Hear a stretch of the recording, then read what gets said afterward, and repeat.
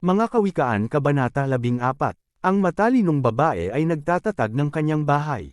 Ngunit winuwasak ng isang mangmang ang sariling tahanan.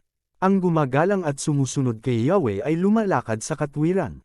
Ngunit ang nagwawalang bahala sa kanya ay nasa likong daan. Ang bawat salita ng mangmang ay may katumbas na parusa.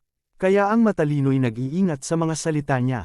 Kung saan walang baka, ang kamalig ay walang laman. Datapwat sa maraming baka, sagana ang anihan. Ang tapat na saksi hindi magsisinungaling. Ngunit pawang kabulaanan ang sasaksing sinungaling. Ang mangmang ay nag-aaral pero hindi matuto. Ngunit madaling maturuan ang taong may talino. Iwasan mong makisama sa mga taong mangmang. Pagkat sa kanila ay wala kang mapupulot na kaalaman. Nalalaman ng matalino ang kanyang ginagawa.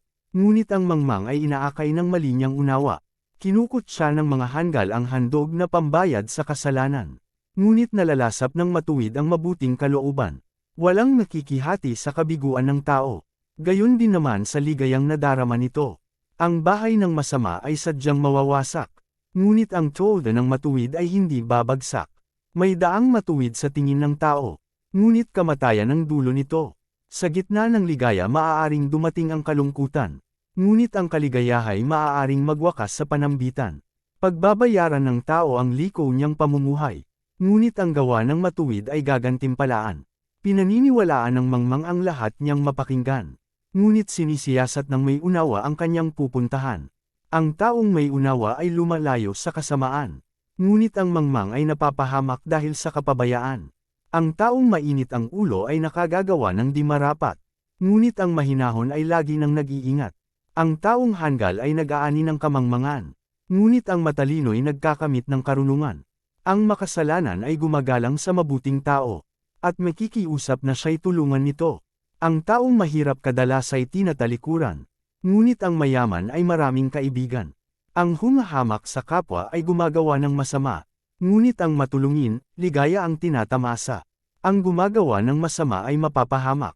Ngunit ang nag-iisip ng mabuti pagkakatiwalaan at igagalang. Ang bawat pagsisikap ay may pakinabang. Ngunit ang puro salita, ang bunga ay kahirapan. Ang putong ng matalino ay ang kanyang karunungan. Ang kwintas ng mangmang ay ang kanyang kahangalan.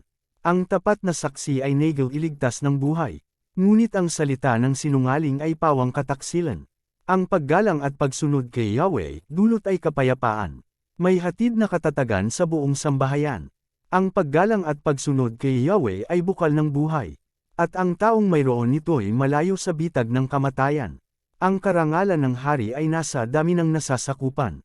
Ngunit walang kabuluhan ng pinunong walang tauhan. Ang hinahon ay nagpapakilala ng kaunawan. Ngunit ang madaling pagkagalit ay tanda ng kamangmangan. Ang isip na tiwasay ay nagpapahaba ng buhay. Ngunit ang kapusukan ay nagbibigay ng kapahamakan. Ang umaapi sa mahirap ay humahamak sa may kapal. Ngunit ang matulanggi ay nagdudulot ng karangalan. Ang masama ay ibinabagsak ng sariling kasamaan.